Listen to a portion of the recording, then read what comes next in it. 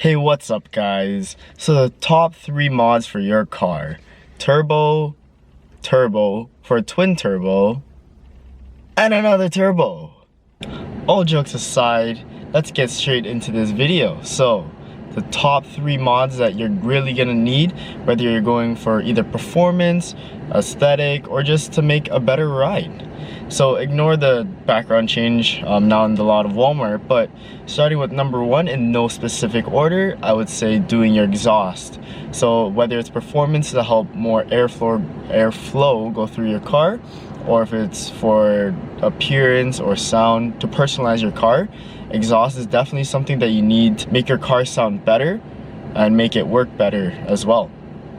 So moving on to number 2 is wheels and tires. I'm going to be putting both of these together because the wheels and tires, they pretty much go together. Once you upgrade your wheels or rims, you're going to need new tires for them. Whether it's for performance where you need a wider rim, you're going to be sticking new tires on it.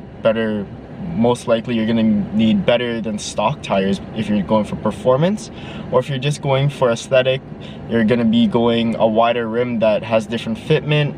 A lot of people switch diameter sizes from like 16s to 17s, or 17s to 18s, things like that, and then you're gonna need new tires because your stock tires are not going to fit most likely how you're going to want them to, or they're not going to be able to fit at all. And so finally, number 3 is going to be suspension.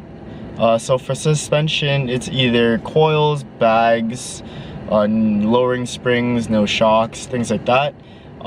It's going to be how your car rides and how low or high it sits.